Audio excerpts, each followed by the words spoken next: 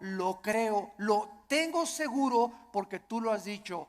No he visto justo desamparado a su descendencia que mendigue el pan. Yo sé que tú me vas a dar el trabajo, Señor. Yo sé que tú me vas a sacar adelante. ¿Por qué? Porque así lo dice tu palabra.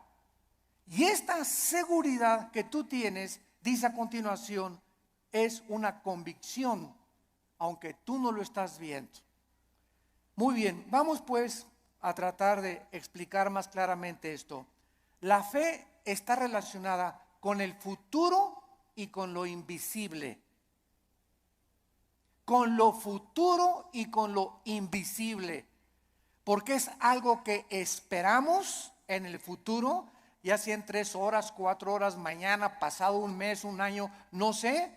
Y al mismo tiempo es algo que no podemos percibir con nuestros 5 sentidos. En el momento en el que nosotros veamos algo, ya no es fe. Porque la fe está relacionada con lo invisible. En el momento que lo veo, ya no es fe.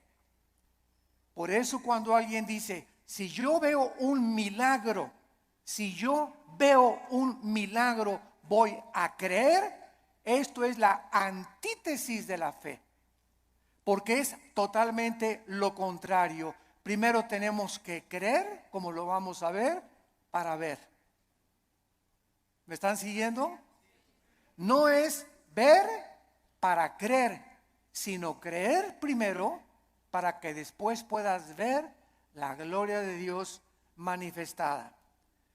Muy bien, la fe es la certeza, es una seguridad de algo que esperamos y es una convicción de algo que nosotros no vemos. Esta certeza, ¿quién nos las da?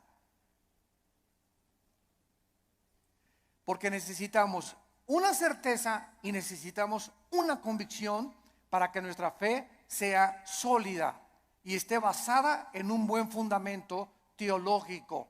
Esta certeza nos las da la Biblia. Porque solo en la Biblia puedes encontrar las promesas que son futuras para nosotros. Dice Dios, si tú siembras escasamente, recoges escasamente. Si tú siembras abundantemente, recoges abundantemente. Si tú amas a tu esposa como Cristo amó la iglesia, no te imaginas las bendiciones que vendrán sobre tu vida. Si tú no amas a tu esposa como te estoy mandando en la palabra de Dios, las promesas mías que te tengo preparadas, no las vas a poder ver. Porque no has creído, porque para que puedas ver la bendición en tu matrimonio, para que puedas ver la bendición en tu noviazgo, para que puedas ver la bendición económica en tu vida y en tus negocios, antes tienes que creerle a Dios y poner en práctica o en acción lo que Dios dice en su palabra. Y la convicción, ¿quién nos las da? El Espíritu Santo. Entonces tenemos íntimamente relacionadas a la Biblia con el Espíritu Santo. No podemos jamás divorciar al Espíritu Santo de la Biblia, ni la Biblia del Espíritu Santo, porque el Espíritu Santo es el autor de la palabra de Dios. Entonces necesitamos entender que el Espíritu Santo es un espíritu de santidad, ¿verdad? Es el espíritu de verdad, es el consolador. Entonces, si yo tengo el Espíritu Santo y quiero caminar con el Espíritu Santo y Él es santo, ¿podrán caminar dos juntos si no estuvieran de acuerdo? No, ¿verdad? Para que yo camine con el Espíritu Santo, tiene que haber santidad en mi vida, porque Él es santo y me toma de la mano. Pero el momento en el que yo camino sin santidad o comienzo a caminar en pecado en la vida, inmediatamente rompo mi comunión con el Espíritu Santo. Me suelta, es tan sensible como una paloma el Espíritu Santo. Inmediatamente vuela, no se hace a un lado y me encuentro caminando yo creyendo que Dios está conmigo, creyendo que el Espíritu Santo está conmigo, y estoy caminando en la carne. Es lo que se llama caminar en la carne. Y la carne es muy consagrada, ¿eh? La carne es muy religiosa. La carne adora a Dios y por acá y por allá. Y sin embargo, podemos hacer muchas cosas sin la ayuda de Dios en nuestra vida. Muy bien, veamos ahora que entonces la fe está relacionada con dos realidades eternas e invisibles, con Dios y su palabra. La verdadera fe bíblica está limitada a la Biblia. En otras palabras, hace algún tiempo recuerdo que unas personas me dijeron: Armando, ¿por qué eres tan incrédulo? ¿Por qué no crees que el orito que está cayendo del cielo lo manda Dios y las piedras preciosas que están cayendo en nuestra iglesia son de Dios? Y yo les contesté sencillamente: porque Dios no me manda a creer eso. Yo creo lo que la Biblia dice, pero el hecho de creer cualquier fenómeno o cualquier acción, aunque sea milagrosa, no implica que sea de Dios. Porque el diablo puede hacer fenómenos y puede hacer milagros también. Entonces, no me pueden nadie catalogar ni tampoco a ti clasificarte como que eres un incrédulo y no lo crees. Claro que lo creo, pero si está en la palabra de Dios. Pero si yo encuentro en Proverbios capítulo 2 que la Biblia me manda y me dice que busque la sabiduría y no las piedras preciosas y no el oro, ¿qué me está diciendo el Espíritu Santo con esas experiencias que se están manifestando en muchas iglesias? Que estas iglesias están tanto en la carne que está ahora siendo engañadas. Pues quieren eso, quieren circo, maroma y teatro, quieren ver milagros, pues eso les voy a dar, como hizo Dios con los judíos en el desierto. ¿Quieren comida? Pues se las voy a dar hasta que les llegue hasta aquí. Y los atascó de codornices hasta que los volvieron al estómago. Este es un juicio de Dios. ¿Por qué? Porque Dios nos busca que busquemos sabiduría y que no busquemos, ¿verdad?, las cosas que está cayendo ahorita del cielo. Y mira, hermano, digo, es más diamantina que nada, hombre, esas menso.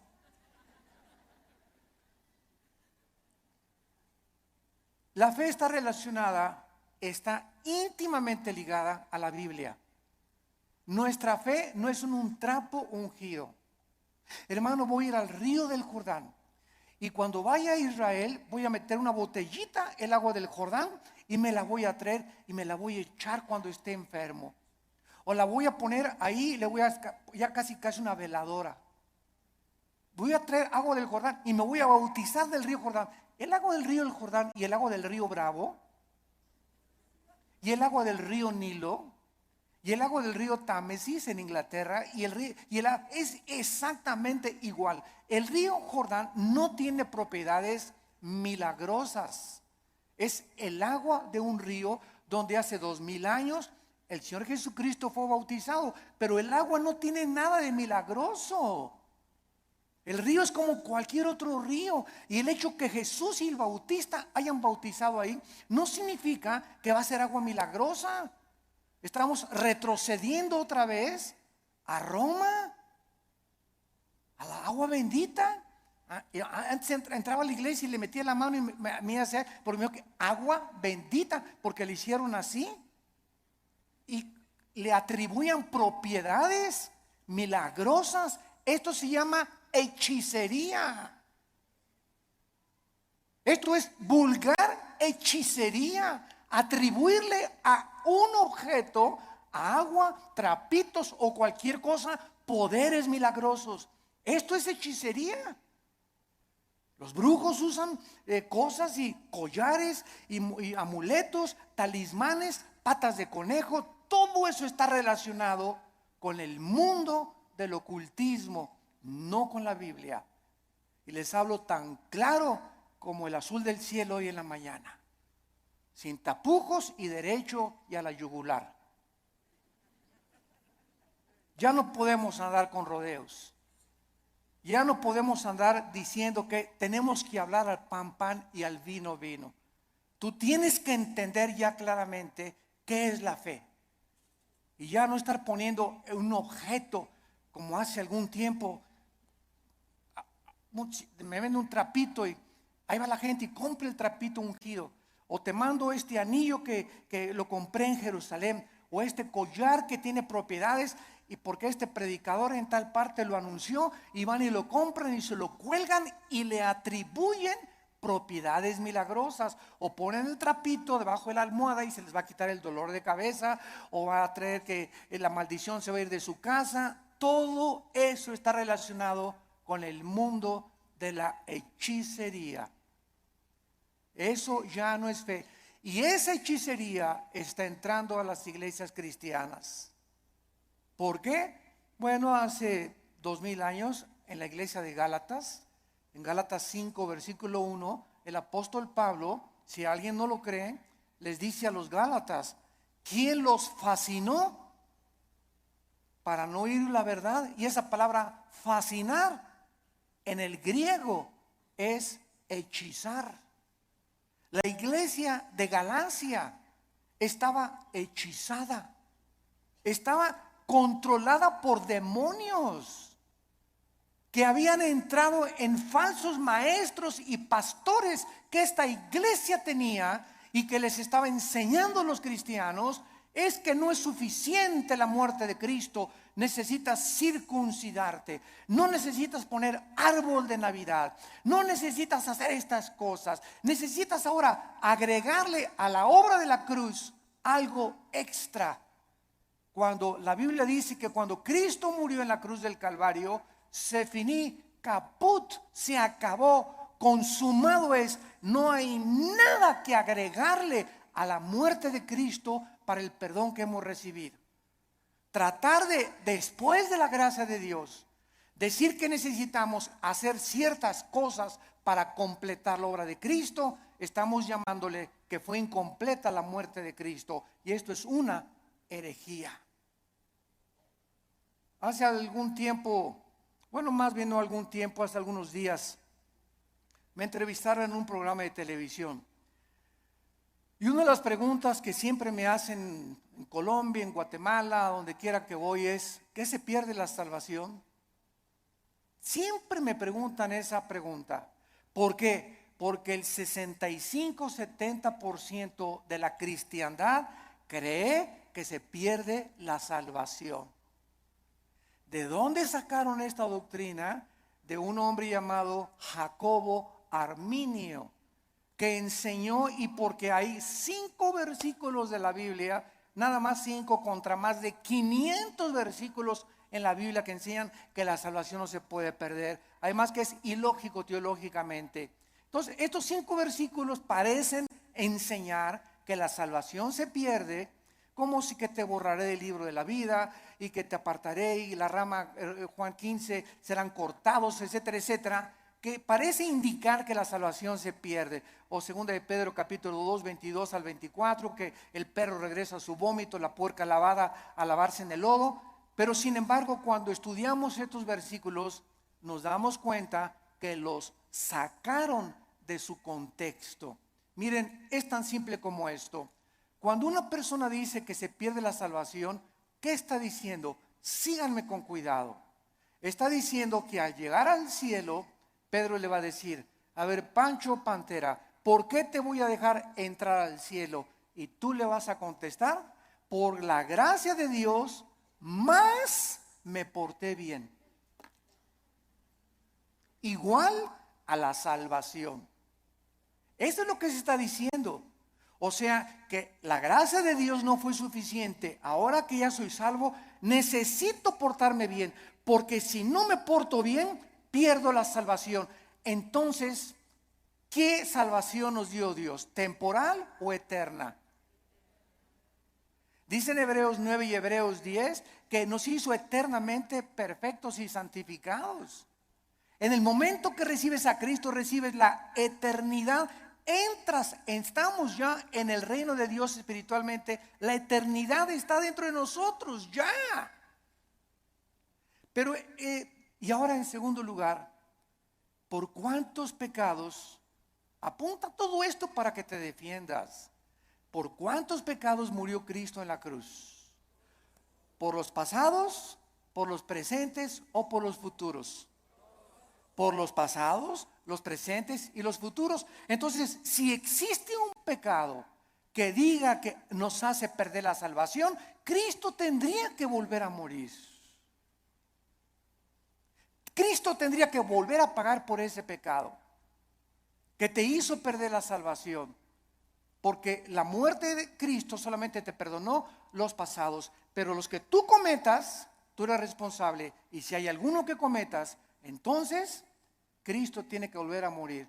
Y entonces ya Cristo no murió por los pecados pasados, presentes y futuros, sino solamente por los pasados. Porque los que estás cometiendo, tendría Cristo que estar muriendo muchas veces para estar pagando por ellos. Ahora, si tú cometiste un pecado que te hace perder la salvación, la pregunta de los 64,000 pesos es: ¿cuál es, Pancho? ¿Qué pecado nos hace perder la salvación? Dice 1 de Juan: la sangre de Cristo nos limpia solo de algunos. Eso dice. Ni el homosexualismo, ni el divorcio, ni el transexualismo, ni el robo, ni el crimen, ni el asesinato, ninguno de estos pecados es el pecado imperdonable. Ninguno de estos pecados es la blasfemia contra el Espíritu Santo. El único pecado que no tiene perdón no lo pueden cometer los cristianos, solo los no cristianos, que es la blasfemia contra el Espíritu, rechazar la gracia de Dios. Hechos 7, 51 y 52, que es el pecado que cometieron los fariseos. Que después de oír al Hijo de Dios, después de oír la predicación de la palabra, no te quiero, no te quiero, no te quiero. Pero un cristiano, 1 Corintios 12:2, no puede por el Espíritu ni siquiera blasfemar o maldecir al Espíritu Santo. Antes de ser cristianos, todos blasfemamos el nombre de Dios. Todos blasfemamos contra el Espíritu Santo antes de ser cristianos, ¿no es verdad? Todos cometimos pecados tremendos. Ahora, cuando nos muramos, otra pregunta: cuando nos muramos, ¿cuántos van a morir perfectos? ¿Dónde está San Anastasio por aquí? O Santa Rita de Casia. Cuando muramos, vamos a morir en pecado. A lo mejor hoy en la mañana le grité a mi esposo y me muero a las 2 de la tarde, ya me morí en pecado. A lo mejor hiciste una mentira a las 3 de la tarde y te da un ataque al corazón a las 7 de la noche, ya te moriste en pecado. Te pasaste un alto, ya te moriste en pecado si chocas. Todos nos vamos a morir con algún cierto de pecado, pero esos pecados ya fueron puestos en la cruz del Calvario. Entonces tendríamos que ir al purgatorio para pagar por esos pecados con los que morimos y no los pudimos confesar. Todo esto es absurdo y irracional teológicamente. Y podemos continuar así con los pactos, con la gracia. ¿Qué es la gracia, no? Entonces decir que se pierde la salvación es decir que es la gracia más portarme bien o hacer buenas obras para poder entrar al cielo. La fórmula está equivocada totalmente. Estás reprobado químicamente en la teología. La fórmula es la gracia más nada igual a la salvación. Las buenas obras que nosotros hacemos no son para salvarnos. Ya Cristo pagó por todas mis malas obras pasadas, presentes y futuras. Mis buenas obras que ahora hacemos, síganme con cuidado, Virgen del Socorro. Las buenas obras que nosotros hacemos después de la salvación solamente son para la entrega de recompensas o la pérdida de recompensas en el tribunal de Cristo. El cristiano ya no va a ser juzgado por sus obras en cuanto a la salvación, sino en cuanto a las recompensas. Y la fidelidad va a ser altamente recompensada por Dios. Un vaso de agua que hayamos dado, lo que hemos hecho en el nombre de Dios, pero no está relacionado ya con la salvación. Ya hemos sido justificados por la fe, ya hemos sido santificados y ya hemos sido glorificados desde antes de la fundación del mundo.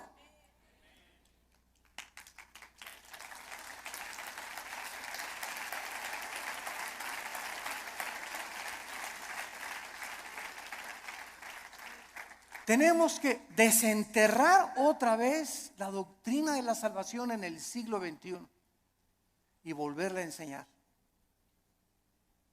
claramente, porque el pueblo de Dios en los errores en que está cayendo es por no tener bases teológicas firmes, doctrinales, de una doctrina elemental como la gracia y la salvación. Y por todos lados, porque todo el mundo lo cree, yo también lo creo. Demuéstramelo con la Biblia y lo voy a creer entonces.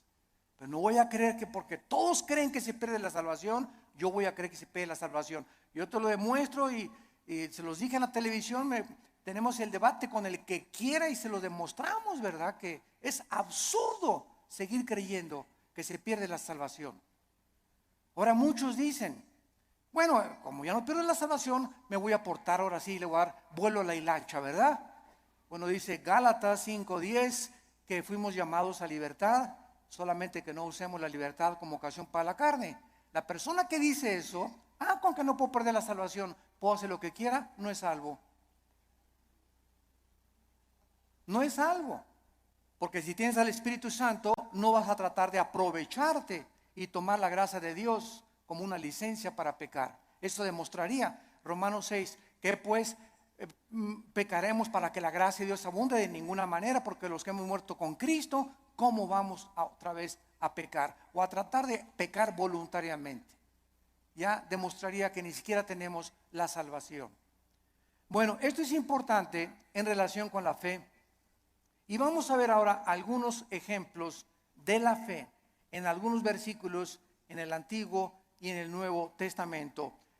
Vamos a ver en primer lugar el Salmo 27 para que veamos cómo operó la fe en el Antiguo Testamento y tengamos bases más profundas acerca de nuestra fe. Vuelvo a repetir, la fe está relacionada con el futuro y con lo invisible. La antítesis de la fe sería ver, porque caminamos por fe, no por vista. La vista queda excluida de la fe. Y si camino por vista, está excluida la fe. Una de otra están excluidas. No pueden ser las dos verdad. O camino por fe sin ver, o veo y ya no camino por fe. ¿Está claro? Es muy importante aceptar este concepto. Si caminamos por vista, ya no necesito la fe. Si camino por fe, no necesito la vista. Cada una excluye, insisto, la otra. Esto es contrario a lo que el mundo dice. Ver para creer. Esa es la filosofía del mundo. Esa es la dimensión en la que el mundo se mueve. Nosotros hemos entrado a otra dimensión totalmente que dice lo contrario, que necesito primero creer para poder ver. Dice el Salmo 27, versículo 13, cuando David se encontraba afligido, perseguido por Saúl, sin trabajo, escondido en una cueva, criticado, sus hijos de David se volvieron contra él. Bueno, el pobre David, ¿verdad? Tenía todo tipo de tribulaciones iguales a las que tenemos muchos de nosotros.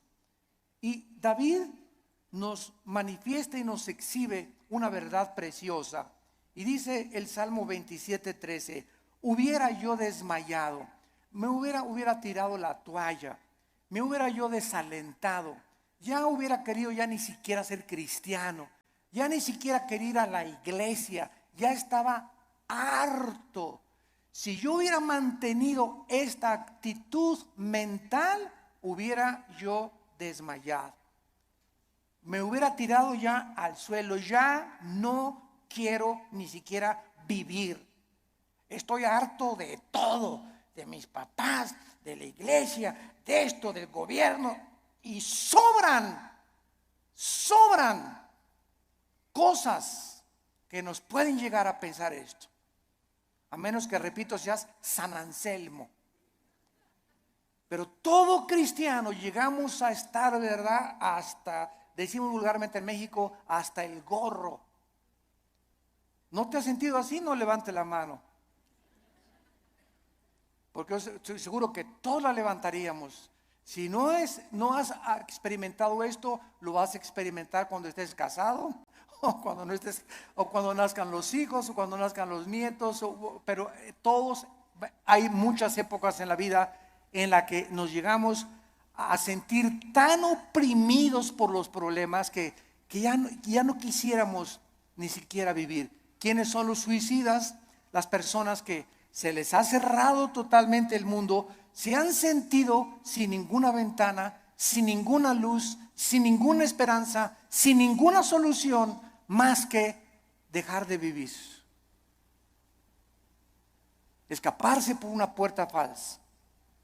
Y dice David que él había llegado a esa situación, y entonces encontramos lo que lo salvó: si no creyera. Si no creyera, ¿qué veré? Primero, ¿qué cosa? Creyó, y después venía la vista.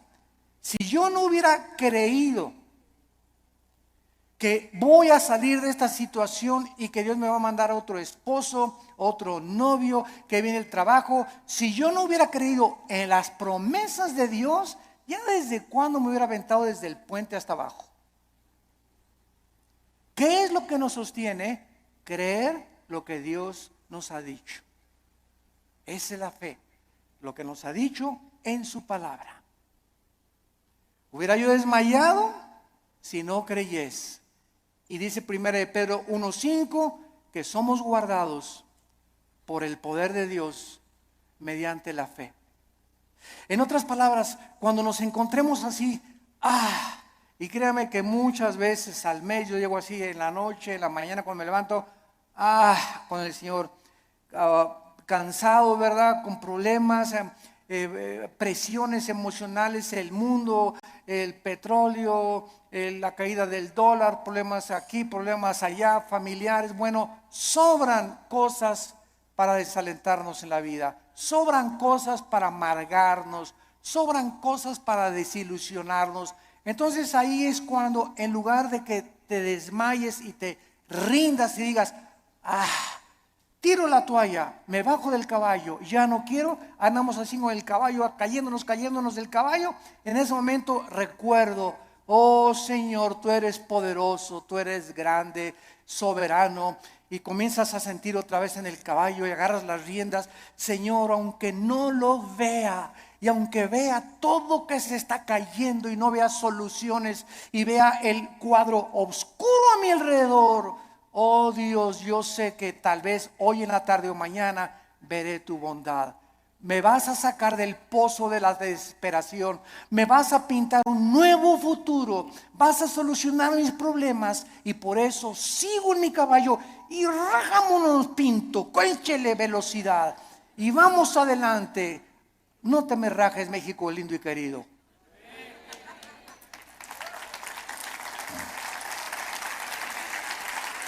No nos echemos para atrás. Vamos 2-0. Puro gringote de 1.90, 1.95. No, ya no la hacemos. ¿Cómo que no la hacemos? ¿Cómo que no? Ándele, ¿cómo que no la hacemos? Y eso de veras nos infunde ánimo, porque es un cuadro físico de lo que espiritualmente debemos hacer nosotros: crecernos al castigo. Ya no hay trabajo, y nadie me quiere, y me dicen risitos de oro, pero tengo nariz de corcholata. ¿Sabes una cosa? Bueno, ¿por qué comenzamos a sentirnos así? Porque estamos viéndonos en el espejo, porque estamos viendo la situación, porque estamos caminando por vista. Olvídate y desconéctate de lo que ves y lo que por tus 5 sentidos entran, y conéctate con la palabra de Dios. Diario ven a la Biblia en la mañana, cargar las pilas, la energía. Chupa la fuerza espiritual que Dios tiene para nosotros, que es la que nos va a sostener. Nos separamos de la Biblia y nos vamos al suelo. Hebreos 11:27, otro ejemplo en el Nuevo Testamento de Moisés. Hebreos 11, 27. Dice así: por la fe, por creer lo que Dios había dicho, porque la fe nunca la desconectemos de la Biblia, por creer lo que Dios ya había revelado en su palabra en el Antiguo Testamento. Moisés dejó Egipto.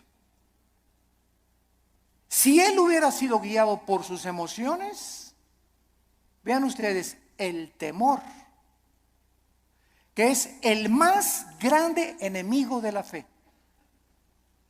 El temor. El temor es la antítesis de la fe, es lo opuesto de la fe. Si Moisés hubiera dicho: el rey, si me voy me va a mandar los soldados, me mata, me corta la cabeza, él es el emperador de Egipto. Pero Moisés no vio al emperador de Egipto, no el temor que comenzó a meterse, porque el temor así entra como la termita, ¿verdad? Y comenzamos a sentir así que, y el temor, y comenzamos hasta a sudar frío, y comenzamos a temblar por el temor, y saldrá esto, y saldrá de la operación mi abuelita, y podremos, y dejamos que nos domine esta emoción, comenzamos a alejarnos de Dios, y comenzamos a perder el poder de Dios que está viviendo por fe. Moisés dijo: antes de tenerle miedo al faraón, antes de tenerle miedo a su abogado, antes de tenerle miedo a mi suegro, antes de tenerle miedo a mi ex esposo, antes de tener miedo de nada ni de nadie en este mundo, tengo temor de Dios. Y eso fue lo que hizo Moisés. No vio el temor del emperador, los ejércitos que tenía, y dejó Egipto.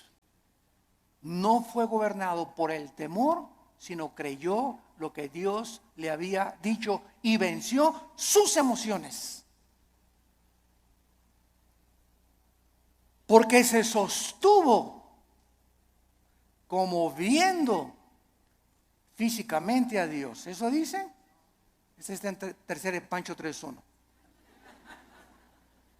Porque se sostuvo viendo algo que no se veían con sus ojos, ni se experimentaba empíricamente con sus 5 sentidos. Se sostuvo por algo que nadie podía ver, pero él sí podía ver, y podemos ver los cristianos, que es a Dios.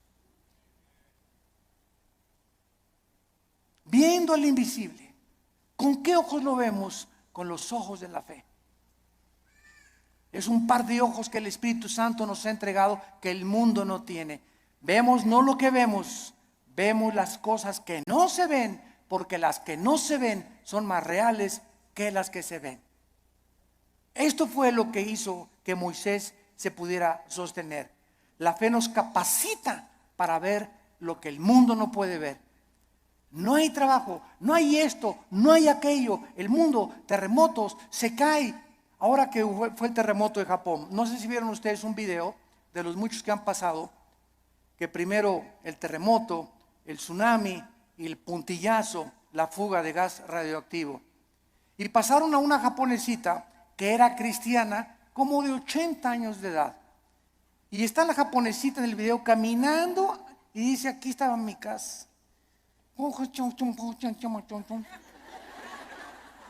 Y para todos lados estaba viendo, y ahí estaban mis hijos, y ahí vivía mi sobrino, y se queda la japonesita como de 80 años de edad, sin nada ni nadie en el mundo, ni una cobija donde acostarse, y se hace así las cabezas y dice: pero tú me seguirás sosteniendo. Bueno, las lágrimas comenzaron a caer de mis ojos. Pero fue así una cosa, ¿verdad? Para poner una película. Ahí estaba mi familia, ahí estaban mis papás, ahí estaban mis hijos, mis nietos, aquí estaba mi casa. No hay nada. Imagínate, de la noche a la mañana quedarte sin familia, ni vecinos, ni papá, ni mamá, ni nada, y levantar los ojos: pero tú me seguirás sosteniendo. Esa es la fe. sostenidos viendo lo que no se ve, con los ojos y la seguridad y la certeza y la convicción de lo que Dios ha dicho: no te dejaré ni te desampararé, aunque se acabe todo a tu alrededor. Veamos ahora en Juan capítulo 11. Juan capítulo 11, versículos 39 y 40. Se muere Lázaro. La familia de Lázaro eran las hermanas Marta y María. Marta es un ejemplo de la mujer afanada, María un ejemplo de la mujer que se acerca a Dios. Pero las dos nos representan a todos nosotros.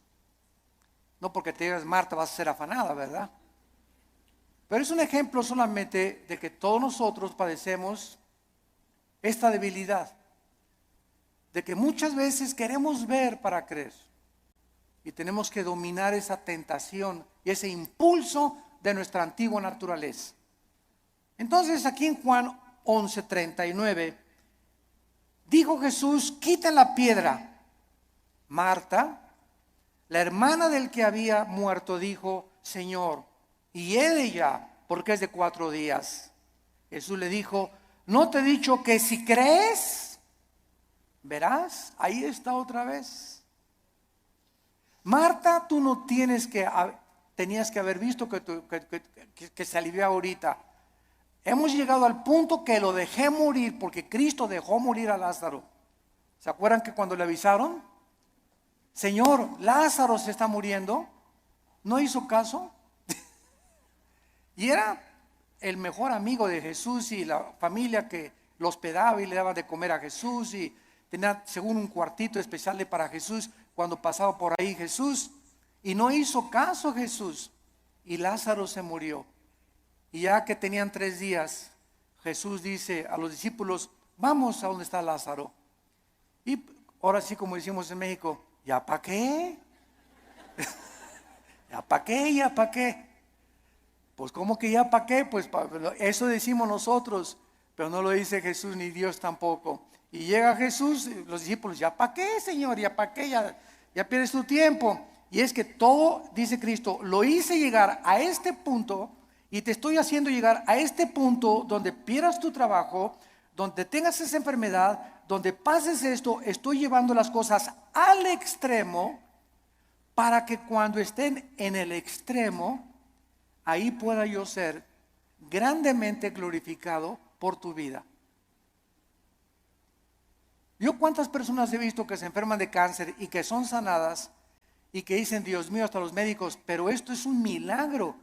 Pero si no hubiera sido esa enfermedad, no hubiera sido glorificado Dios. Si no hubieras perdido tu trabajo y un trabajo te viene milagrosamente, ¿cómo podrías decir: Señor, solo tú pudiste haberme dado este trabajo? Fue un milagro. Así como ayer la selección mexicana fue un milagro que ganara. Pero aquí no se mete, ¿verdad?, la fe. O sea, 2-0 decimos, ya al 2-0, yo ya iba a pagar la televisión. La neta.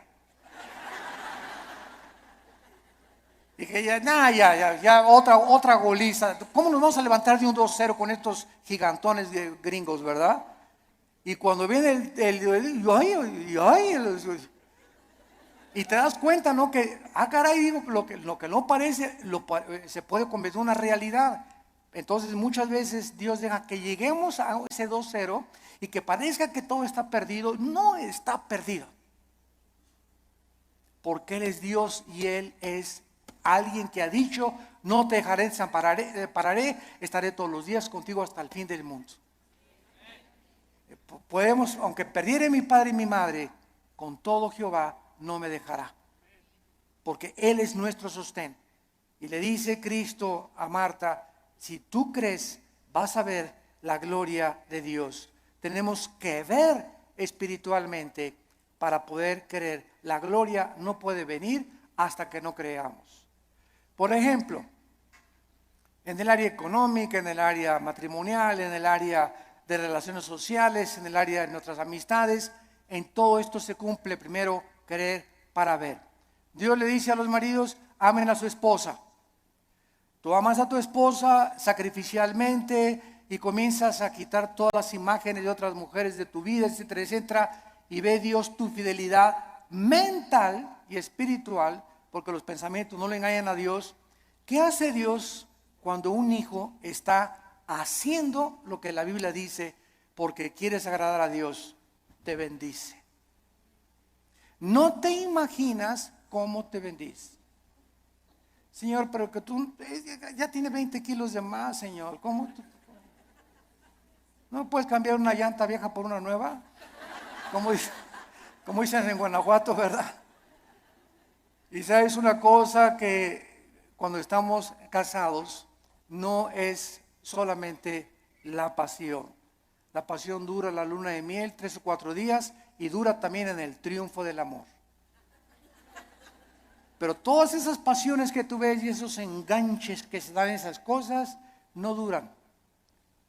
Y claro que nos seguimos besando y todo, ¿verdad? Pero entonces ya entras al matrimonio y ya entras a un nivel donde no solamente es pura pasión, hay problemas y bajadas y comienzas a entrar a una madurez donde maduras con tu esposa y te das cuenta que es una relación que tiene que durar toda la vida hasta que la muerte nos separe, porque está basada en un cordón de 3 dobleces, que es Jesucristo. Entonces ya no está basada tanto en el físico como en una relación espiritual, porque los matrimonios que duran son los matrimonios que los dos son discípulos de Cristo. Cuando dos caminan hacia Dios, es como un triángulo. Dios está en la punta del triángulo y aquí está el hombre y la mujer. Cuando el hombre y la mujer caminan los dos siguiendo a Cristo, cada vez están más cerca el uno con el otro, porque más cerca están de Dios. Y ya podemos vencer esas cosas de cámbiame, la verdad. Hoy es que no vas a tener Miss México toda tu vida. ¿Qué querías, verdad? Que tu esposa te durara así. Tiene que dar a los 50 años tu esposa, a los 60 años tu esposa.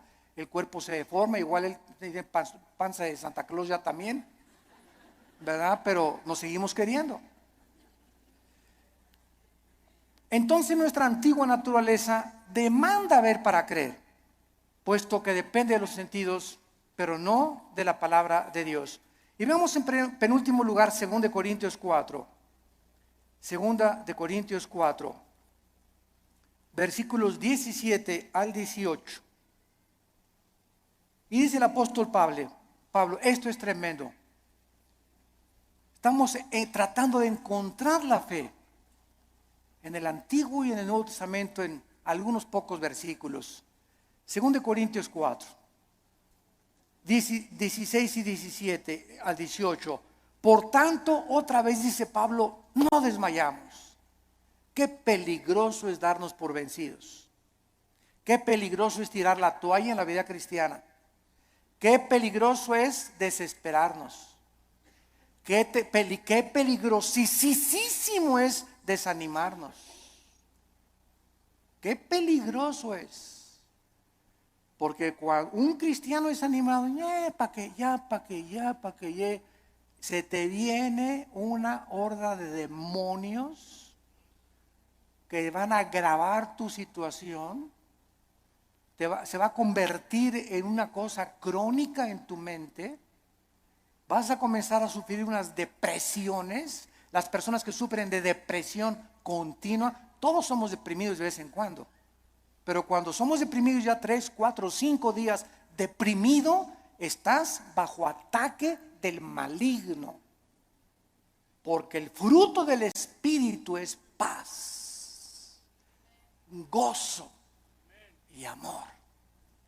¿Por qué has llegado a esa situación que estás así, que ni te toquen porque brincas? Porque tienes una semana, 2, 3 semanas que te soltaste la palabra. Y comienzas a desmayar porque no estás aferrado a la palabra de vida. Por tanto, no desmayamos, dice el apóstol Pablo.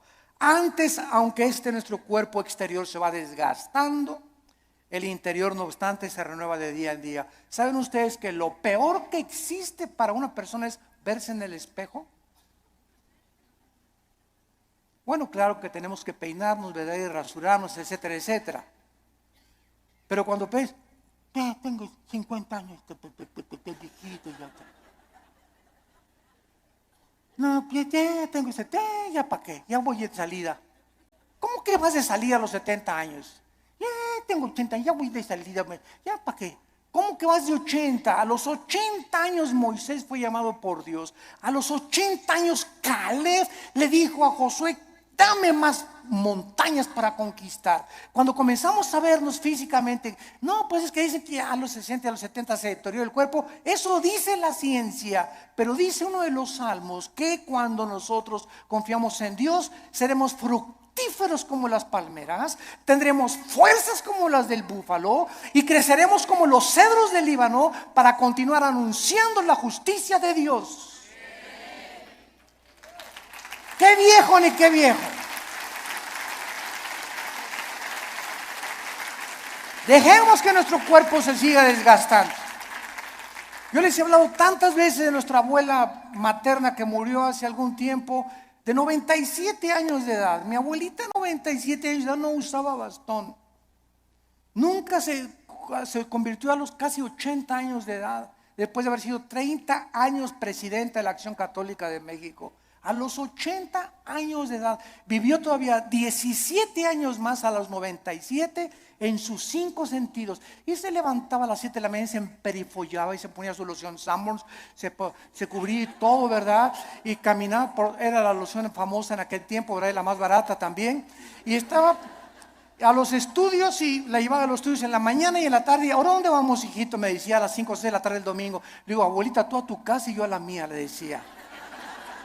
Porque todavía traía cuerda a los 95, 96 años, traía cuerda todavía, porque, a ver, y vamos a ver una película mejor de Walt Disney, ¿no? Y llévame a cenar, abuelita, que me desgastas, abuelita, me dio más de 50 años de edad, pero ¿qué era lo que la sostenía ella? Y que era, nunca, siempre el gozo, siempre contenta, ¿verdad? Regañando a todos y por aquí y por allá. Se parece mucho a mi mamá, ahorita usted la conoce, a la generala y mamá, ¿verdad? Sobre todo los que van a Liti, pero es esa energía que necesitamos tener. Y no estar, ya tengo, cacle, cacle, cacle, cacle. El interior se va renovando.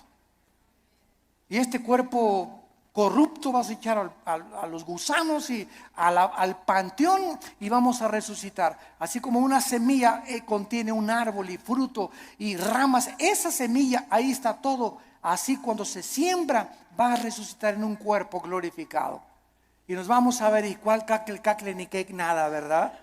Sino que tenemos que mantener esa energía y esas fuerzas, esas ganas para vivir para Dios.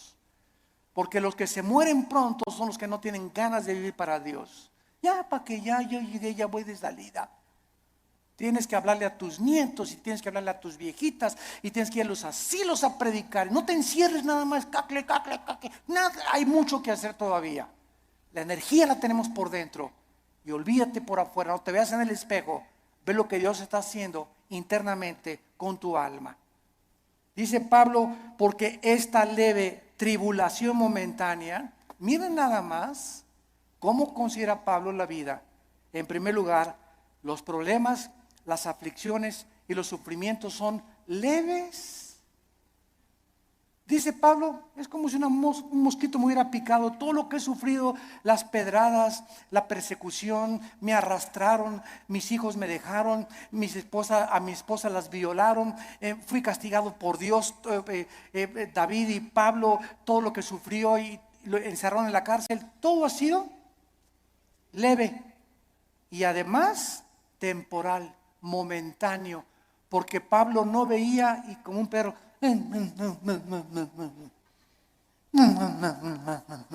pobre de mí, ya no me quieren ni mis nietos, se acuerdan de mí, ya nadie me quiere.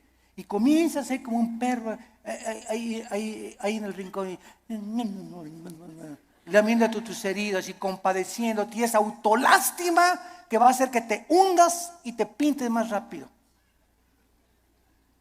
Que te vayas, más rápido. A veces me olvida que no estoy con los jóvenes.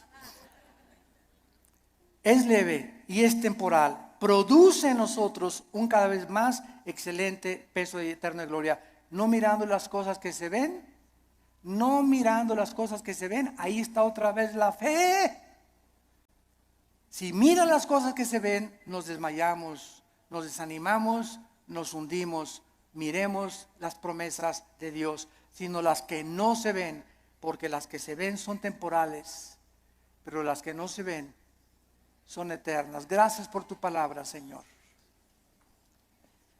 Señor, gracias por alimentarnos, edificarnos, animarnos con tu palabra. Gracias por aclararnos tantos conceptos que están siendo atacados, estamos siendo invadidos por doctrinas extrañas que se han acabado aceptando como si fueran la verdad. Regresemos a la Biblia. Volvamos otra vez a abrir las páginas santas de la Biblia para que el Espíritu Santo alumbre nuestro entendimiento y podamos ver la gloria de Dios en la faz de su Hijo Jesucristo. Gracias porque sin esta fe, sin creer en lo que tú nos has dicho, no existe ninguna otra manera en que te podamos agradar, porque así tú, Señor, lo has determinado.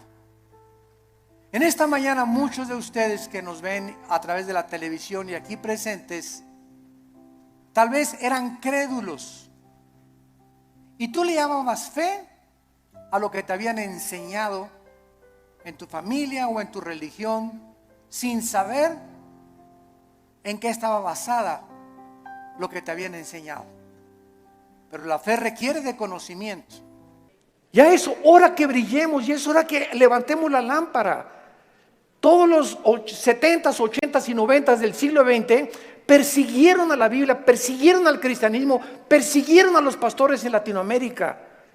Yo recuerdo cuando fui a la universidad a la conferencia en la Facultad de Filosofía y Letras, cómo querían burlarse todos. Ay, ya llegó el padrecito, así me decían, ya llegó el padrecito.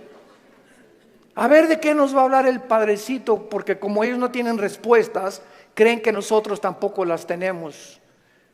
Y cuando nos enfrentamos a auditorios y les demostramos que hay más evidencias científicas en la creación bíblica que en la famosa teoría de la evolución.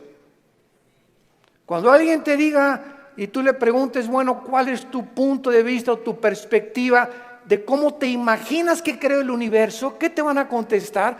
Pues por ahí anda una enseñanza, una ideología que se llama el Big Bang o la grande explosión traducida.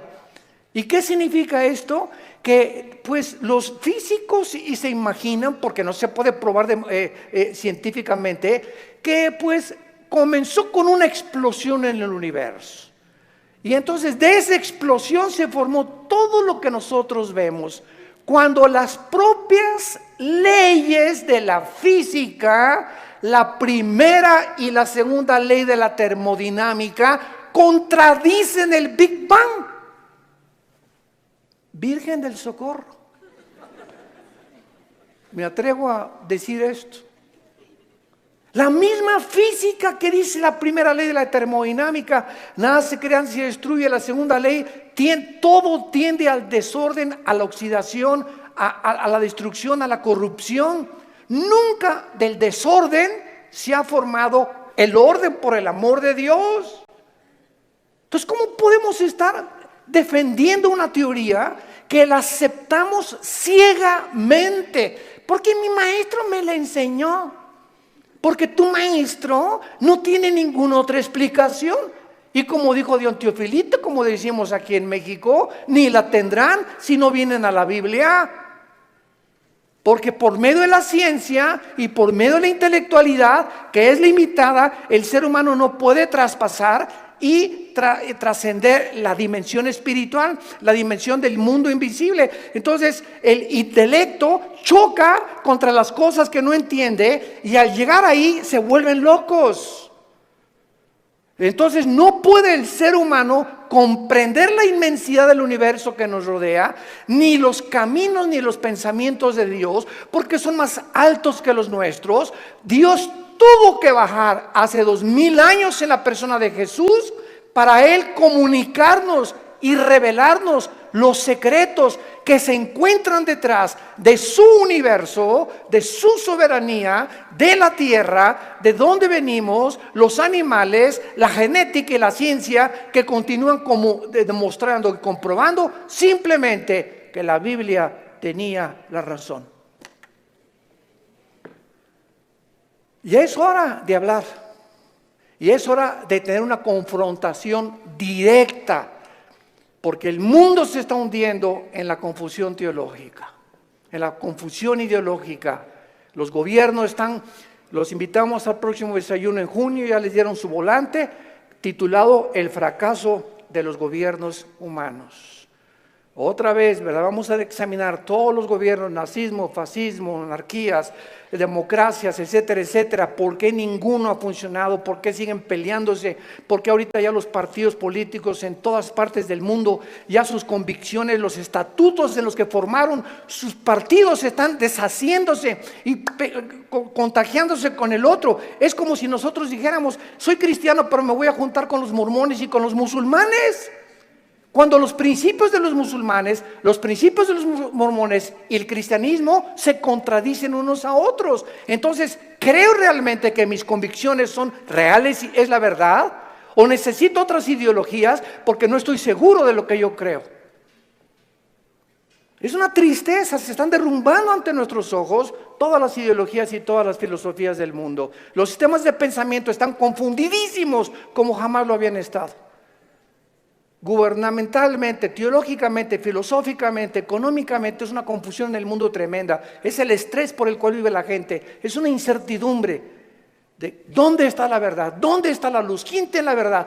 Tú dices que en aquella religión, tú dices que en aquella religión. Discúlpame, en ninguna religión, en la persona de Jesucristo. Porque tú puedes tener X religión sin tener la verdad, ni tener al Hijo de Dios en tu vida. Él fue el que vino y nos dijo: no los católicos, no los evangélicos, no los nazarenos, no los mormones. Jesús dijo: yo soy la verdad. Y cuando Él entra a tu vida, se te caen las vendas. Y de alguna forma el entendimiento se nos comienza a expandir. Y solo Dios, el Espíritu Santo, puede hacer que nuestra mente se abra para que cuando vengamos a la Biblia podamos entender, porque la Biblia, el autor es el Espíritu Santo. Necesito al Espíritu Santo morando en mí para comprender los pensamientos de Dios. Ven a la Biblia sin el Espíritu Santo y vas a chocar contra los pensamientos de Dios, porque el hombre natural no entiende las cosas del Espíritu, porque para él son locura, porque estas cosas no se intelectualizan, estas cosas se disciernen espiritualmente. Veamos estos pasajes a continuación que nos van a servir de base para poder dar una explicación y comenzar ya a levantar la bandera de la fe. Dice en Romanos 5, versículo 3, y no solo esto, sino que también nos gloriamos en las tribulaciones, sabiendo que la tribulación produce paciencia.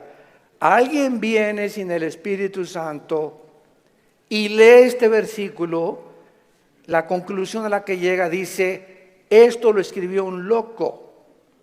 ¿Cómo puede alguien que está atravesando tribulaciones o problemas gloriarse? Inmediatamente se enfrenta esta persona con una pared. Pero es que esta persona no entiende que las próximas palabras es que estas tribulaciones y estos sufrimientos, Dios los está usando para formar nuestro carácter, que si no sufrieras, de otra manera no podrías aprender muchas cosas en la vida que solamente a través del sufrimiento se aprenden. Dice Salomón en Proverbios: el sufrimiento purifica el corazón. Esta es la razón por la cual comenzamos ya a entender, y cuando comenzamos a entender los pensamientos de Dios Y aunque no vamos a ser libres de sufrimiento, por lo menos Dios va a entrar a nuestra vida y nos va a dar una esperanza para que en ese valle de sombra y de muerte tengamos paz. Para que en medio de las tribulaciones que tú estás atravesando y en medio del divorcio que estás ahorita enfrentando y el abandono de tu esposo y el abandono de tu esposa y el abandono de tus padres, por lo menos en medio de ese horno de fuego donde que tú estás atravesando, Jesús está contigo. Y aunque no se va a acabar hasta que Él venga a todas estas cosas, Él nos da la fuerza para resistir hasta el final con gozo. Y la paciencia solamente es el fruto de las pruebas y las tribulaciones. ¿Se imagina lo que la Biblia dice? ¿Y para qué quiere la paciencia, Señor? Si no tienes paciencia, te vas a casar con el chavo equivocado. Si no tienes paciencia, te vas a casar con la muchacha equivocada. Si no tienes paciencia y eres una persona impulsiva que compras y vendes, etcétera, etcétera, sin meditar ni reflexionar nada, vas a comprar la casa equivocada, el carro equivocado, el viaje que Dios no quería que hicieras lo vas a hacer por tu impaciencia, porque por naturaleza somos impacientes. Entonces la Biblia nos comienza a abrir los ojos y nos dice, espérame tantito, la paciencia es una virtud elemental para que puedas tomar decisiones y no te arrepientas el día de mañana. Pues yo quiero la paciencia, Señor. Viene entonces el fuego de la prueba. No tengas miedo de las tribulaciones. Mi esposo, hermano, parece un martillo conmigo y duro y duro y duro y duro. Hermana, pues mientras más,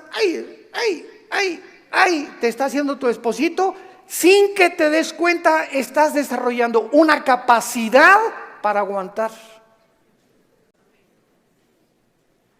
Que si no quieres hacer eso, pues sácate un cuchillo y vete sobre él entonces. Y acaba con tus problemas. Hace muchos años, quiero irme con mucha calma con estas conferencias porque son muy importantes y tratar no se imaginan, oren por nosotros, por mi esposa y por nosotros, nuestros hijos. Necesitamos mucho de las oraciones de todos ustedes. Y le pido a Dios mucha oración, que siempre que yo estoy enfrente de un público pueda yo tener la capacidad de explicar su bendita y profunda palabra. Hace muchos años había un dramaturgo inglés llamado Oscar Wilde. Y él hizo muchísimas obras de teatro. Yo me acuerdo, tenía como 18, 19 años de edad, formé parte de un elenco teatral llamado Hamlet.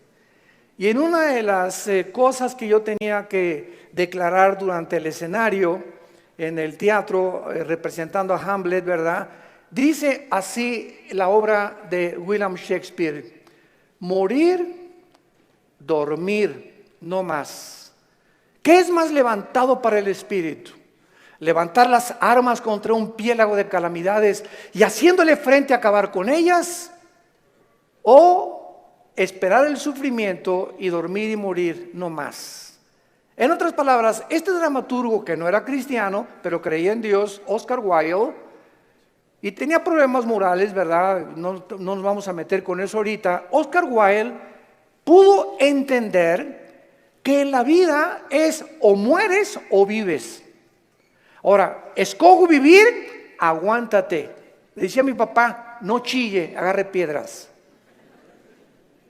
Estamos vivos, no es Disneylandia, por el amor de Dios, ya madura. No es Reino Aventura. No estamos en el milenio todavía, estamos en un mundo de una raza humana caída, donde hay pecado, muerte, oscuridad, sombras, tristeza, enfermedades, violencia, etcétera, etcétera. Y vamos a través de esta serie a explicar por qué permitió Dios esto. Y nos vamos a dar cuenta, cuando veamos la explicación de Dios, vamos a levantar las manos, te voy a decir, Señor, profunda es tu sabiduría y tu gracia y tu misericordia. Cuán profundos son tus pensamientos. Y yo era como era porque no entendía. Ahora entiendo, Señor, y te alabo y te bendigo. Y va a venir una paz sobre tu vida que sobrepasa el entendimiento, que te va a dar la fortaleza de seguir viviendo para Jesús. Y este es el propósito de esta serie que he tratado de preparar para todos ustedes y los que nos escuchan. Las tribulaciones nos producen paciencia. Necesitamos la paciencia. La segunda es Santiago capítulo 1, versículos 2 y 3. Santiago capítulo 1, 2 y 3. Hermanos míos, otra vez parecía que estuviera loco Santiago, de cual fumó. Tengan por sumo gozo cuando se hallen en diversas pruebas. ¿Quién puede llegar a esa conclusión, verdad? Gózate cuando te corran de tu trabajo. Gózate cuando pierdas tu casa. Gózate cuando tienes algún problema, ¿verdad? ¿Por qué me voy a gozar? Porque esa prueba que estás atravesando está produciendo paciencia. Otra vez, Santiago está de acuerdo con Pablo para poder, con diferentes palabras, decirnos que las pruebas producen paciencia. Entonces tú llegas a tu casa con tu esposa. ¿Qué crees, mi chenchita? ¿Qué, mi amor? Estás tan contento, te veo. Te ascendieron de puesto. No, mi amor, al contrario, me corrieron. ¿Quién podría reaccionar así? Nadie, ¿verdad? Ni marihuano. Nadie podía reaccionar de esa manera, más que un cristiano que vive en el Espíritu. Y la esposa, oye, pero ¿sabes una cosa? Esto no es para que te pongas contento. Sí, mi amor, ¿sabes una cosa? Porque acuérdate, Romanos 8:28, todas las cosas contribuyen para nuestro bien. Y no me corrieron porque haya sido ladrón, borracho, parrandero, jugador o defraudador. Me corrieron, ¿verdad? Por políticas, lo que tú quieras. Pero ¿sabes por qué me gozo, mi amor? Porque creo lo que dice la Biblia. Ahorita mi única reacción se había llegado: vieja, sácamela de don Julio reposado. Y vamos a ponernos los dos hasta atrás. Esta vida no vale gorro. Vamos a divertir. Que nada, y que Dios, ni qué cristianismo. Esa es la otra reacción. Y comenzar con la autolástima y comenzar a amargarte contra Dios. ¿Te das cuenta? Entonces, en lugar de que tomemos esa actitud, la Biblia nos muestra que nos enfrentemos a los problemas con otra actitud, porque cuando Dios ve que tú enfrentas esa actitud y que tú llegas a tu casa y Señor, gracias, te alabo, yo no entiendo por qué me corrieron. Lo único que sé es que tu palabra dice: no desmayes, no tengas miedo, yo soy tu Dios, nunca te dejaré, nunca te abandonaré. Y estoy seguro que viene un trabajo mucho mejor que el que yo tenía. En el momento en el que Dios ve desde el cielo que nuestra reacción aquí en la tierra es diferente a la de los demás seres humanos, Dios nos bendice.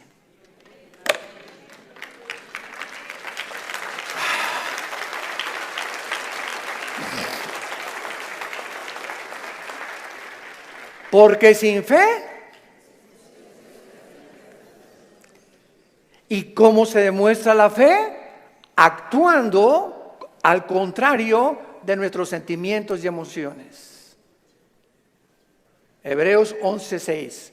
Y el versículo 1 de Hebreos 11 dice: y la fe es la certeza de lo que se espera, la convicción de lo que no se ve. Veamos y metamos aquí un microscopio. La fe está relacionada con el futuro y con lo invisible. Es una certeza, es una seguridad de algo que está adelante de mí, que estoy esperando. Y aunque yo no lo vea, estoy seguro que viene a mi vida. Y además estoy tan convencido, aunque no lo vea. La fe, si no es algo que tú estás esperando y no estás convencido, tu fe es la fe de los demonios. Dice Santiago capítulo 2 que los demonios también creen. No, yo creo en Dios. Pero ¿sabes una cosa? Tú dices que crees en Dios intelectualmente, pero no demuestras que tú crees en Dios por la forma como tratas a tu esposa, por la forma como tratas a tus padres, por la forma como ves a las mujeres. Este pueblo, Marcos 7, dijo Jesús, de labios me honra. ¿Cuánta gente hay por todos lados? Iban a desayunos y yo creo en Dios, pero sus acciones, su conducta contradice la piedad que ellos expresan o que creen tener en su corazón. Entonces te vuelves un hipócrita, te vuelves un falso cristiano, porque la fe tiene que, dice Santiago, sin obras no es fe.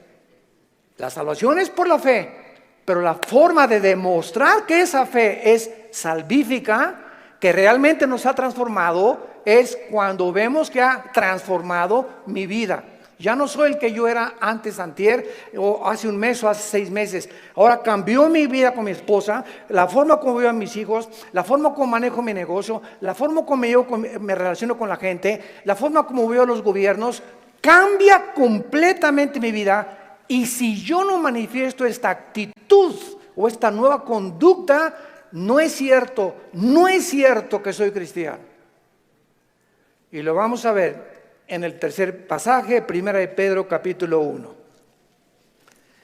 Y ahí vamos a comenzar nuestra serie. Esta es la introducción. En Primera de Pedro, capítulo 1, versículo del 6 al 9, escribe el apóstol Pedro, y los recipientes de esta carta eran judíos perseguidos por Roma. Esta carta fue dirigida a cristianos que están siendo perseguidos o sufriendo por su fe, en lo cual vosotros os alegráis, aunque ahora por un poco de tiempo, si es necesario, tengáis que ser afligidos en diversas pruebas, para que sometida a prueba vuestra fe, mucho más preciosa que el oro, el cual aunque perecedero se prueba, con fuego se halla en alabanza, gloria y honra, cuando sea manifestado Jesucristo, a quien amáis sin haberle visto, en quien creyendo, aunque ahora no lo veáis, os alegráis con gozo inefable y glorioso, obteniendo el fin de vuestra fe, que es la salvación de vuestras almas. En otras palabras, y este es el tercer principio espiritual de nuestra serie, la fe de todos aquellos que han dicho: Jesús, entra a mi vida. Ayer en el desayuno tuvimos más de 35 decisiones, gracias a Dios. Y la gente que hace una decisión por Jesucristo, quiero que lo sepas, tu fe va a ser probada. Tu fe va a ser probada. ¿Y saben ustedes dónde comienza a ser probada? En la familia, con tus hermanos y con tus papás o con tus primos. ¿Por qué? Porque la primera prueba de la fe es la persecución.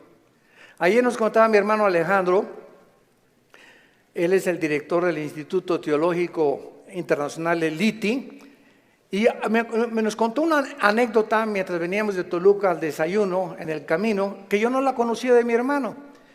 Y me dice: Armando, tú sabes que cuando yo me convertí, porque él fue el primero en la casa que se convirtió. Y yo los correteé como 2 o 3 años. Una vez quise incendiar una reunión de oración. El gadareno era Pinocho comparado con los demonios que yo traía. Y se los digo en serio. Y me dice mi hermano: tú sabes que cuando yo me convertí, guié a la casa, y mi mamá inmediatamente me quiso correr. Ya te metiste con una secta, quién sabe qué te metieron, etcétera, etcétera. Total, dice, me tuve que salir de la casa, y a los 4 días regresé a la casa. ¿Y qué crees? Estaba un cuñado mío, nuestras hermanas, la abuela, los tíos, y me hicieron juicio. Todos alrededor de la mesa, diciéndome, a ver, acércate por favor, estamos escuchando que ya te cambiaste de religión y que andas por ahí con unos aleluyas y quién sabe qué tantas cosas. Y en esta familia la única religión que tenemos es tal y tal y tal y tal cosa. Y dice mi hermano, yo lo único que hice es a todos ellos que me hicieron juicio por haber aceptado a Cristo, en lugar de que contentos de que dejé las drogas, porque era bien hipioso mi hermano antes y le metía todo, ¿verdad? En lugar de que estuvieran contentos, estaban completamente enojados que yo había comenzado a leer la Biblia. Y lo único que les dije fue, puse la Biblia en medio de todos y les dije, ¿la han leído? Y comenzaron todos a voltearse unos con los otros. No, Chepo. Pues si no la han leído, ¿qué base tienen para juzgarme que yo estoy mal? Porque si no es la Biblia la base de nuestra fe, ¿qué es entonces? Yo no les dije que fui con los mormones ni que fui con soy un musulmán. Estoy en un grupo de cristianos que leemos la Biblia. Y si ustedes no leen la Biblia, no tienen ninguna base. Dice mi hermano, desde esa vez nunca se volvieron a meter conmigo. Pero vino la persecución inmediatamente y vendrá contra ti también. Y comienza en la propia familia. ¿Por qué? Porque Dios nos sacó de las tinieblas de nuestra familia para regresar a nuestra familia e iluminarlos y sacarlos también al reino admirable de la vida de Jesucristo. Y si tú en tu familia no eres una luz y en tu medio donde trabajas no eres una luz y no estás dando testimonio de Jesucristo, tu cristianismo es religioso nada más. Y recibirán poder.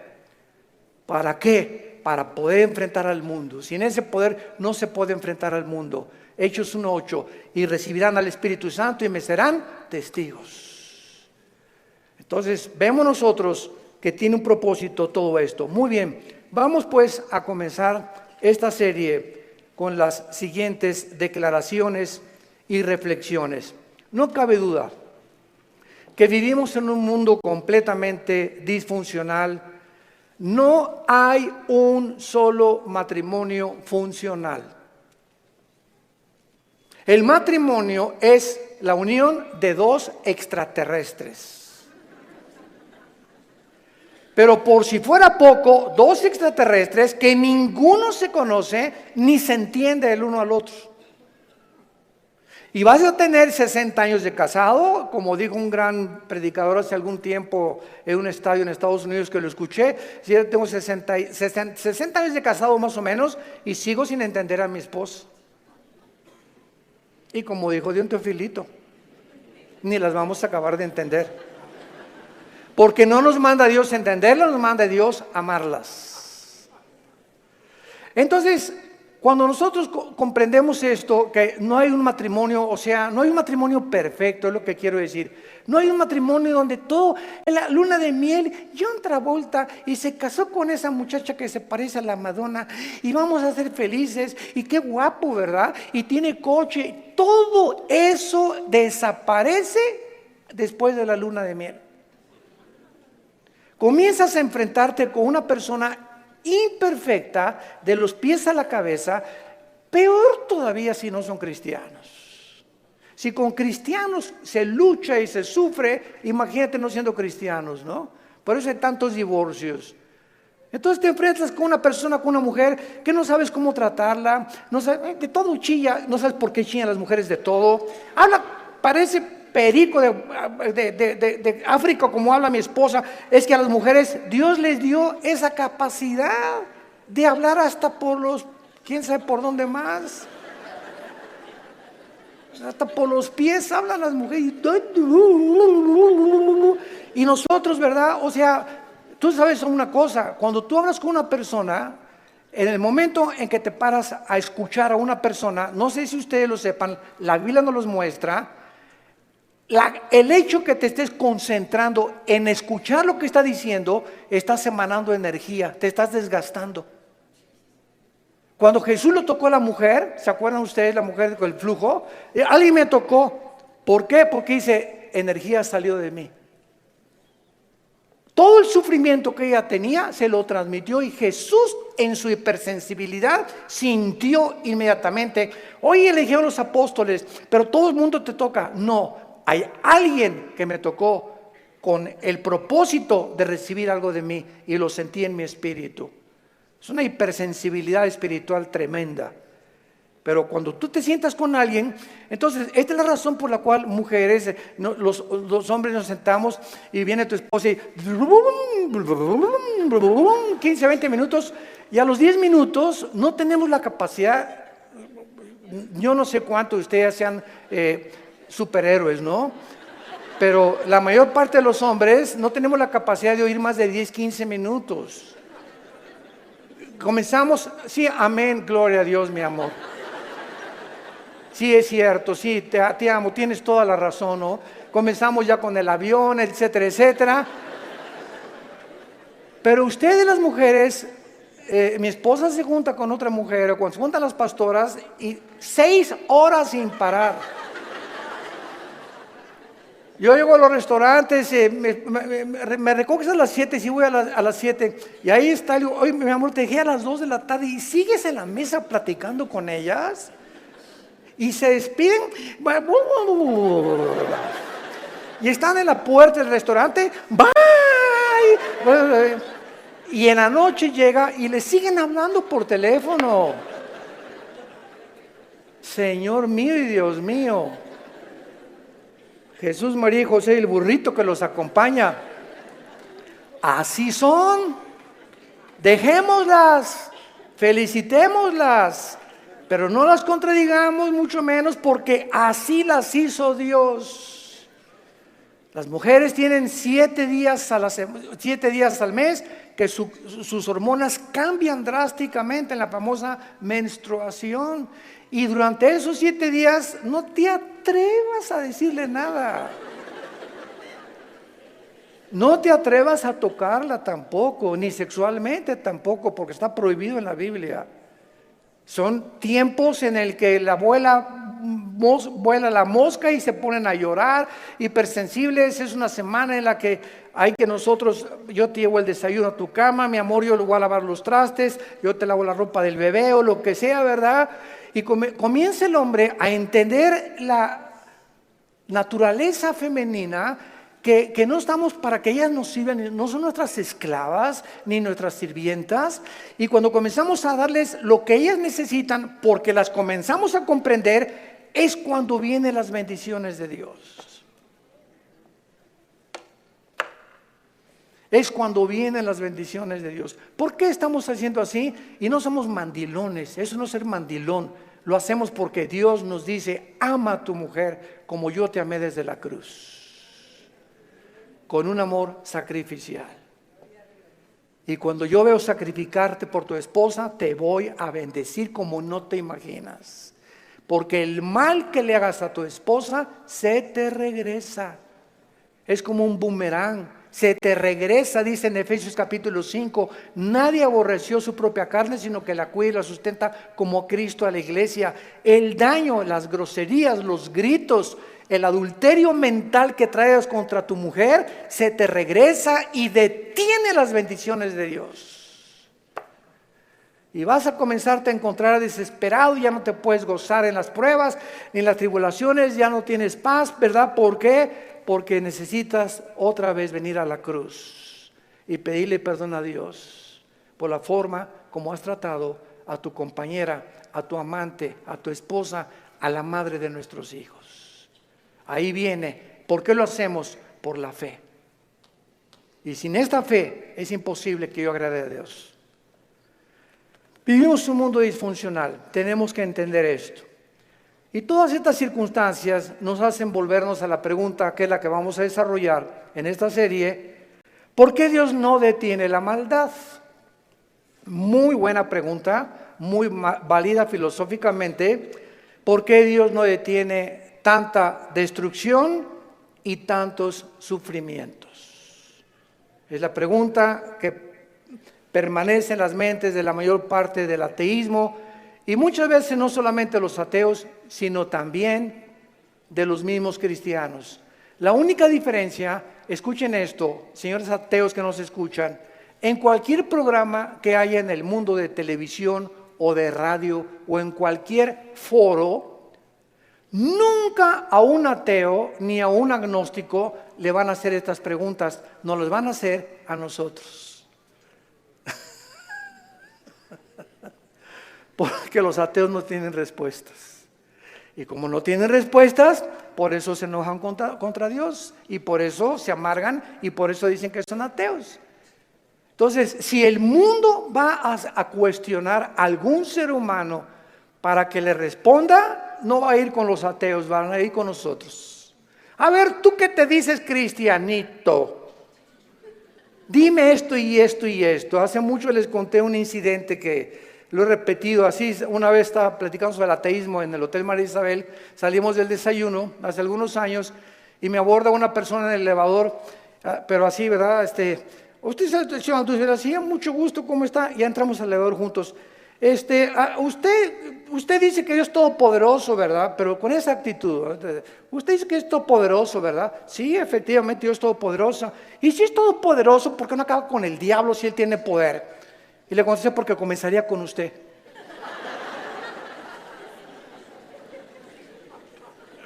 Dele gracias a Dios.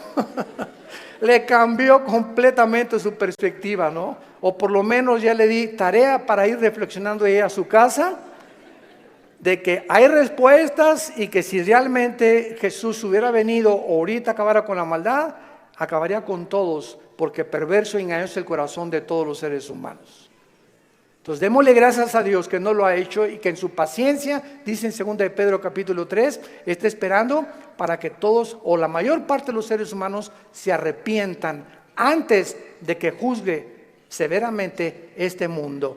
Muy bien, entonces por causa de no tener estas respuestas que demandan sus mentes finitas, cuando una persona astrofísico, ateo, demandan respuestas, no se ponen en la posición honesta de decir, bueno, ok, yo ando buscando por qué el sufrimiento y la maldad, pero me voy a poner en una posición honesta.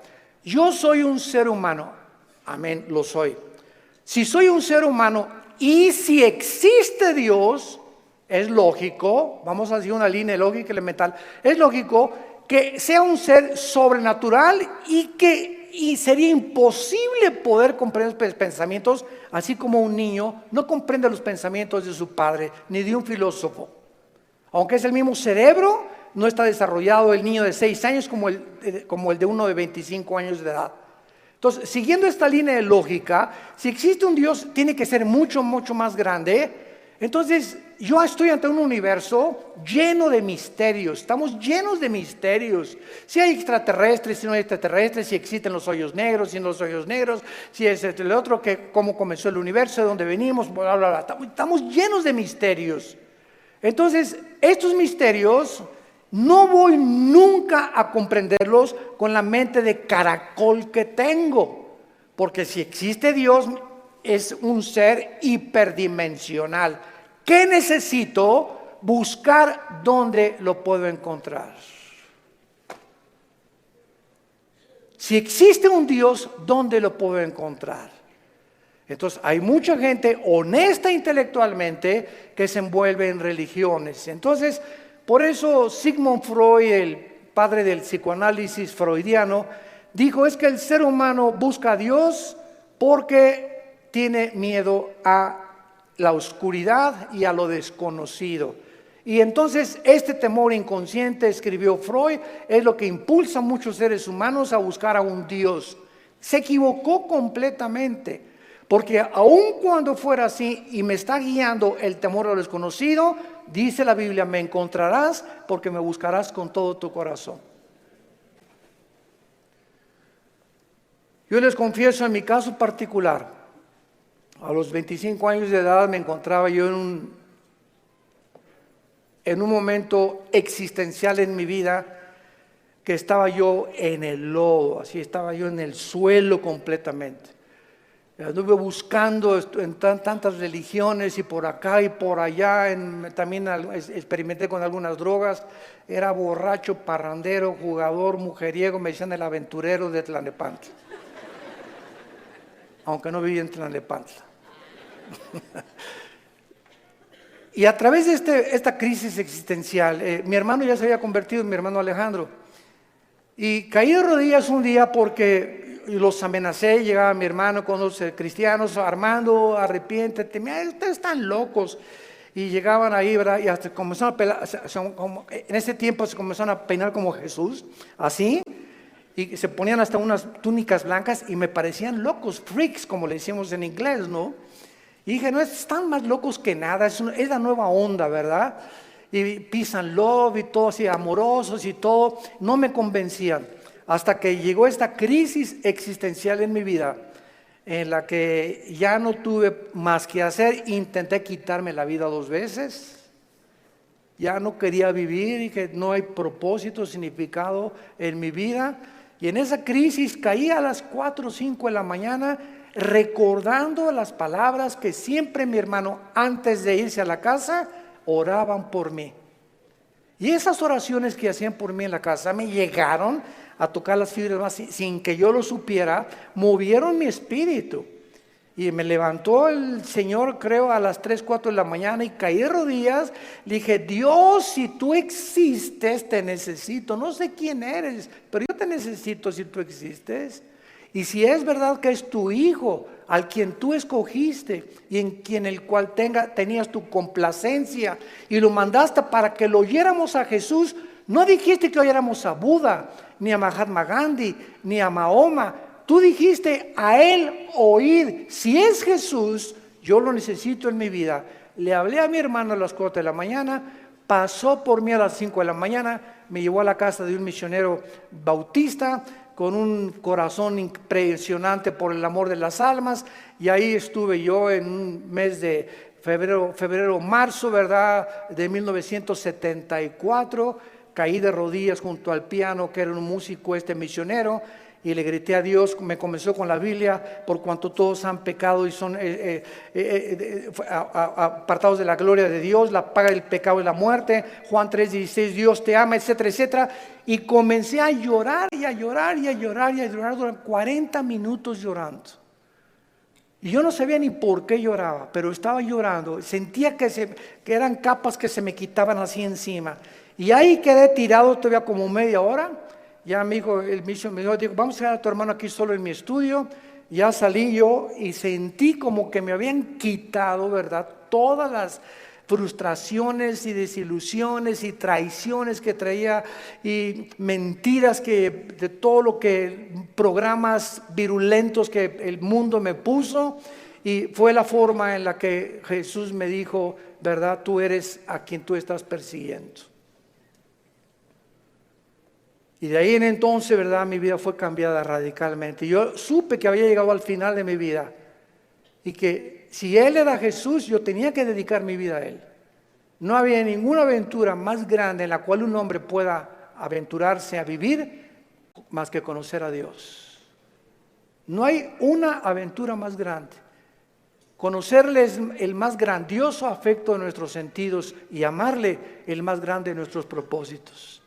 A los 3 años de que comencé a trabajar yo en la hotelería, era gerente del hotel, el que acabamos de ir ahorita en la reunión de los pastores en Acapulco, enfrente de la Diana.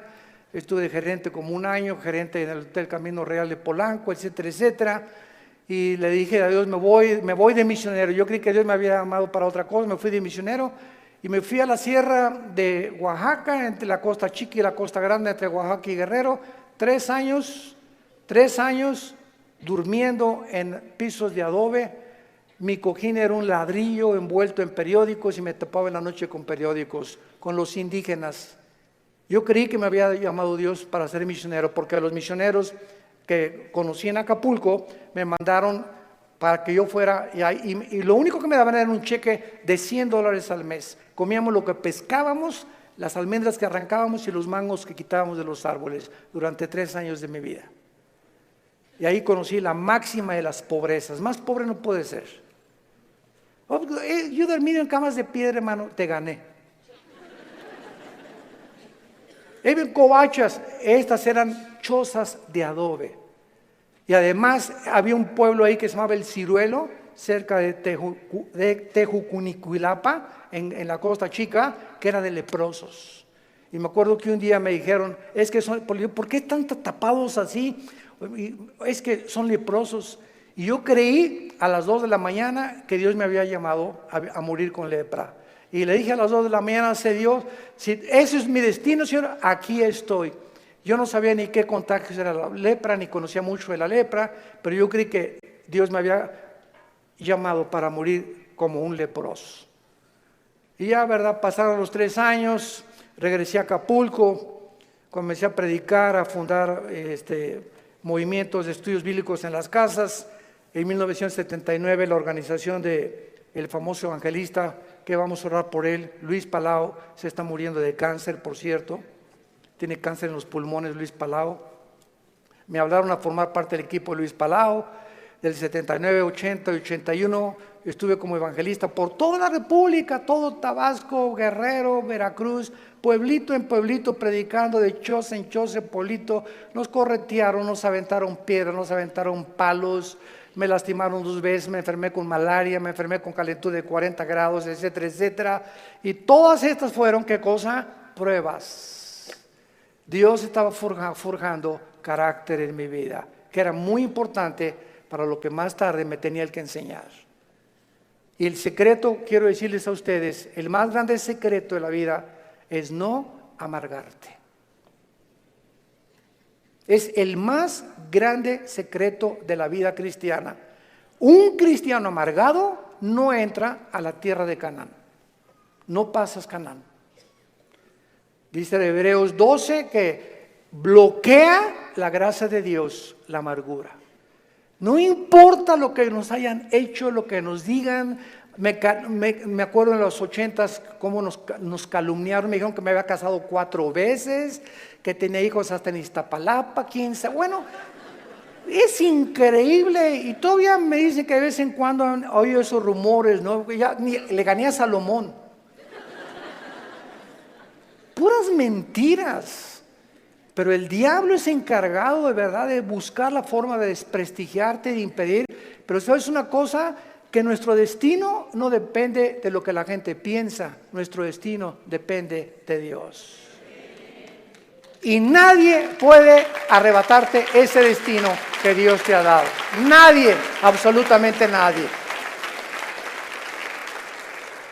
Y para terminar, sí existen respuestas, y mientras todo se aclara y mientras nuestra poca y chica y limitadamente intelectual comprende, y ahorita comenzamos ya con el Espíritu Santo a entender muchas cosas más que sin el Espíritu Santo imposible poder comprenderlas, Dios nos deja 2 consuelos. El primero, la resurrección de nuestra vida. Vamos a volver a vivir. Hijo, ten calma. No importa lo que estás pasando, cuando tú mueras y resucites, vas a tener el cuerpo que anhelabas tener. Si eras chaparrito y pelón, vas a ver el cuerpo que te voy a dar. Si te decían la tintorera de Tlanepantla, vas a ver la belleza que te voy a dar. Y lo que hemos sufrido, y las enfermedades, todo lo que pasemos aquí, no nos imaginamos. Y la esperanza de que vamos a tener un cuerpo fue que Jesús se levantó de los muertos. Él es la esperanza y la gloria de nosotros. Vamos a volver a vivir. Y todo lo que hayamos sufrido y lo que hayamos afligido, y si acabaste en silla de ruedas o no silla de ruedas, o con cáncer o no cáncer, o lo que hayas pasado, no va a ser comparable con las glorias que en nosotros se van a manifestar. Y la segunda consuelo es que vamos nosotros realmente a tener un mundo nuevo, donde reine la justicia y la paz y la equidad. Viene ese mundo que anhelamos y que queremos cambiar por las revoluciones armadas, por la guerra, por la política, por la educación. De ningún esfuerzo humano el mundo va a cambiar. hasta que Jesucristo regrese con todos nosotros a establecer su reino milenial. La pregunta en esta mañana es la siguiente: ¿estás tú preparado si tú murieras esta noche para encontrarte con tu Dios? ¿Estás preparado? ¿Estás seguro que tienes a Jesucristo? Asegúrate en este momento recibiéndole como tu Señor y Salvador. Inclina tu cabeza y dile estas palabras.